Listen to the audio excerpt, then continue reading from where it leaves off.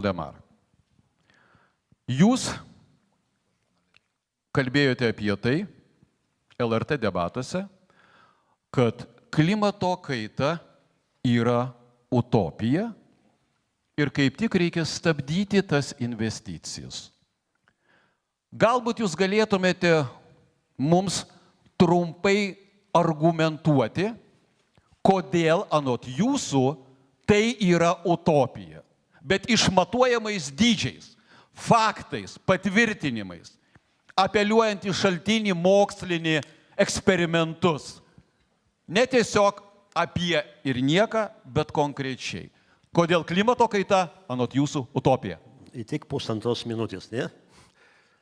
Tai visų pirma, tai istorija rodo, kad klimato kaita nepriklauso nuo žmogaus. Buvo tokių periodų, kad praktiškai pas mus buvo ledai, ir buvo tokių periodų, kad pas mus gyveno dinozaurai. Ne? Net žiūrint į tokią artimiausią perspektyvą, čia Klaipėdai tai aktualu, kadangi Baltijos jūra labai, šalia prie Baltijos jūros. Tai buvo 17 amžiuje tokios žiemos pas mus centro Europoje, vidurio Europoje, kad Baltijos jūra sušalo ir 3-4 mėnesius buvo storas ledas. Ir prekybininkai įrengdavo Baltijos jūroje kažkur 100 km nuo kranto tai vadinamos karčiamus, kavinės, kadangi visi važiavo su arkliais ir ten norėjo papitauti turę. Tai neseniai buvo. Ir buvo tokie žiemos, sakysim, 17-18 amžiuje kažkur ten laikotarpį, kad nebuvo jokios žiemos ir vasarį žmonės prasidėjo jau pavasariniais darbus, sėjo ir taip toliau. Tai nuo žmogaus priklauso labai nedaug. Vieno vulkano įsiveržimas gali jau sumažinti mūsų temperatūrą planetos 3 laipsniais. Mes kovojam dėl pusę laipsnių. O kodėl šitą utopiją mums kenkia kaip žmonėms? Kadangi mes galim būti kaip Europa nekonkurencinga.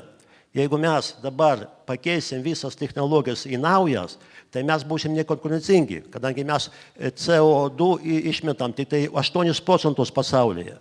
Kinija 20%, JAV 26%, jie nekovoja su klimatą, kad jie nori būti konkurencingi. O žmonėms tai bus apsitai siaubas, kadangi pagal šitą direktyvą 55 Europos parlamente patvirtinta, iki 36 metų visi žmonės turės pakeisti savo kieto kuro katilus į naujosios kažkokias technologijas. Klausimas, kas už tai užmokės? Dabar mes negalim pabaigti namų renovaciją, kadangi žmonės... Palaukit, čia klausimas rimtas. Paskui patilėsiu. Mes negalim pakeisti namų renovacijos, kadangi žmonėms trūksta pinigų. O dabar visi katilus pakeis. Čia siaubas mūsų žmonėms. Todėl tai yra utopija ir pavojinga. Ačiū, kad išgirdote. Na ir